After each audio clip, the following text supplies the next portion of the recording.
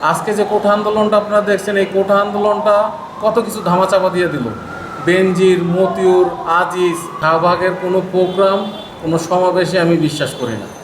Shahbag total প্রোগ্রামটাই যতবারই হয়েছে, total প্রোগ্রামটা আপনার সরকারের একাংশ বা একটা চক্রের ভিত্তিতে এই শাহবাগের হয়, সমাবেশটা হয়। ধামাচাপা দেওয়ার জন্য আজকে এই কোঠা আন্দোলন শুরু করলো। এই কোঠা আন্দোলনের মধ্যে যে ছাত্রছাত্রীরা আপনারা দেখেন কি করতেছে আন্দোলনের মধ্যে, তারা মাঠে বসা পড়ালেখা বাদ দিয়ে তারা কোঠা আন্দোলন করতেছে। কারা এগুলো?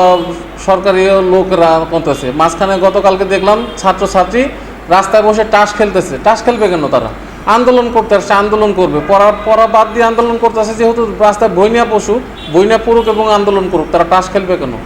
শাহবাগের সব কিছুই একটা চক্রের কাজ, যে কোনো জিনিস ধামাচাপা দেওয়ার জন্য। অতীত শাহবাগের আন্দোলন সফল হয় নাই, এখনও সফল হবে না, কিন্তু সরকারি কাজ সফল করতেছে তারা, এর বেশি কিছু না। এইটা আপনার আইওয়াস, এটা আপনি বুঝতে হবে। এটা বুঝতে হবে কেন? আপনি দেখেন যে প্রতিবারই পুলিশের ব্যারিকেড ভেঙে দিচ্ছে কারা? এই 10,000 5,000 ছাত্রছাত্রীরা পুলিশের ব্যারিকেড ভেঙে দিচ্ছে। কিন্তু 28 অক্টোবরে দেখেন 8 থেকে 9 লক্ষ বিএনপির নেতাকর্মীকে 30 মিনিটের মধ্যে ভ্যানিশ করে দিছে, মাঠ খালি করে ফেলছে। আর 10,000 ছাত্রছাত্রীকে পুলিশ প্রতিদিন তার পুলিশের ব্যারিকেড ভাঙতেছে। এর মানে কি? তো পুলিশ কি তাদের ছাত্রছাত্রীর পারে না? তাদের সাথে তাদেরকে ব্যারিকেড দিয়ে আটকে রাখার মতো শক্তি নেই পুলিশের? আছে, কিন্তু করবে না। এটা একটা আইওয়াশ চলতেছে, ওদেরকে কাজ করতে দিতেছে, আন্দোলনটা সক্রিয় রাখতেছে, যাতে এই সক্রিয়র ফাঁকে ফাঁকে মোদির দোকানদারিটা, রেলটা চালু হয়ে যায়। এই লোকে একটা আন্দোলন, এর বেশি কিছু না। বিএনপি আন্দোলন, বিএনপির মনে করে যে তাদেরকে কোলে ধরে আওয়ামী লীগ বসায় দিয়ে বলবে যে আমরা সরকার তোদেরকে দিয়ে দিলাম, আমরা চলে যাই। বিএনপি আন্দোলন ব্যর্থ হবে না কেন? বিএনপির আপনি কমিটি দেখেন, তাদের যে আগের কমিটি, এখনকার কমিটি, কোনো কমিটি তারা অ্যাক্টিভভাবে দিতে পারতেছে না। তারা পকেট কমিটি দিচ্ছে, ভাইয়ের কমিটি দিতেছে। বিএনপির কিছু স্থায়ী কমিটির নেতা আছে, বিএনপির কিছু বড় বড় ভাইরাল নেতা আছে, এইসব নেতাগুলোর বহিষ্কার করুক, বিএনপির মধ্যে ভালো কমিটি হবে।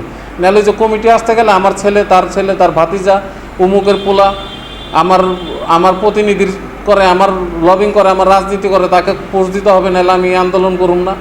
আন্দোলন তাদেরকে দিলেও হবে না, না দিলেও হবে না। অতএব বুঝে তাদের পকেট কমিটি হইতেছে, এই জন্য বিএনপির আন্দোলনে এখন মহানগর কমিটিগুলো দেখেন, যুবদল কমিটি দেখেন, কেন্দ্রীয় কমিটি কি যেই লাউ সেই কদু, ওই ঘুরে ফিরে তাদেরকে দিতেছে যারা আন্দোলনে ব্যর্থ। যারা আন্দোলনে ব্যর্থ ওই ব্যক্তিদের মূল পোস্টে আনতেছে বিএনপি। মহানগর, উত্তর, দক্ষিণ যাই বলেন, একমাত্র উত্তরের মধ্যে একটা অ্যাক্টিভ লোককে দিছে, যেটা হলো সাইফুল আলম নীরব ভাই, সাবেক যুবদলের নেতা, উত্তরের আহ্বায়ক করছে। একটা ব্যক্তি ভালো, আর কোন ব্যক্তিটাকে আপনি অ্যাক্টিভ দেখবেন ভালোভাবে? কোনো অ্যাক্টিভ কোনো কমিটি হচ্ছে না। তারা পকেট কমিটি করার কারণে তাদের আন্দোলন সংগ্রাম কখনোই হবে না। তাদের মূল নির্ধারণ চেঞ্জ করতে হবে। দূরের থেকে নির্ধারণ দিলে দেশ চলবে না। এখানে বর্তমানে ভারপ্রাপ্ত চেয়ারম্যান দেওয়া উচিত ডক্টর মঈন খান, নাহলে আমির মাহমুদ খুসরু। এই দুই ব্যক্তিকে ভারপ্রাপ্ত চেয়ারম্যান দিয়ে বিএনপি চালাইতে বলেন, তাহলে ভালো চলবে। দূরের থেকে এরকম চলে না।